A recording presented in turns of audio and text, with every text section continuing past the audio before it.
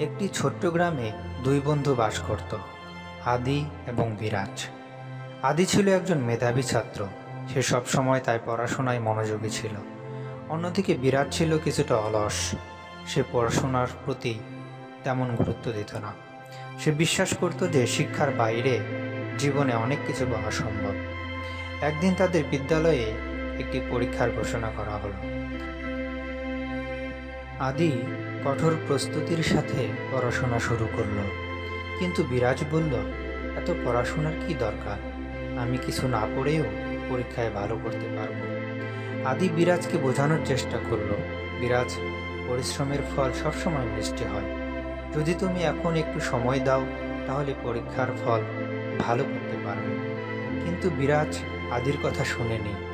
সে দিনে দিনে সময় কাটিয়ে দিল এবং পড়াশোনা না করেই পরীক্ষায় বসল।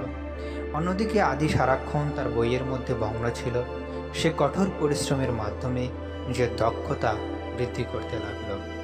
পরীক্ষার দিন এলো। আদি এবং বিরাজ দুজনেই পরীক্ষায় বসে।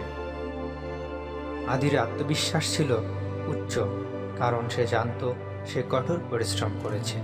বিরাজ তার অলসতা নিয়ে উদ্বিগ্ন ছিল, কিন্তু সে কিছু করতে পারেনি। পরীক্ষার ফলাফল প্রকাশিত হলো।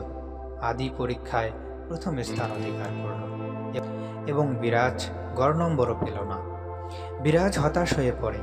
সে বুঝতে পারে যে তার অলসতা ও পরিশ্রম না করার জন্য তার এই পরিণতি হয়েছে। কিছুদিন পর বিরাজ আদির কাছে এসে বলল, আদি, আমি তোমার কথা শুনিনি এবং এর ফল ভুগতে হচ্ছে। তুমি কি আমাকে সাহায্য করবে?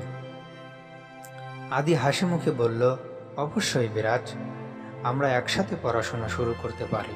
পরিশ্রমের ফল কখনো বৃথা যায় না। এরপর আদি এবং বিরাজ একসাথে পড়াশোনা শুরু করলো। বিরাজ এবার সত্যি মনোযোগী হয়ে উঠল এবং আদির নির্দেশনা অনুসরণ করলো। তারা রাত দিন একসাথে পড়ে গেল এবং বিরাজ দ্রুত উন্নতি করতে লাগলো। পরবর্তী পরীক্ষায় বিরাজ তার পরিশ্রমের ফল পেল। সে পরীক্ষায় ভালো ফল করে দ্বিতীয় স্থান অধিকার করল। এবার সে বুঝতে পারে যে সত্যিই পরিশ্রমের ফল মিষ্টি হয়।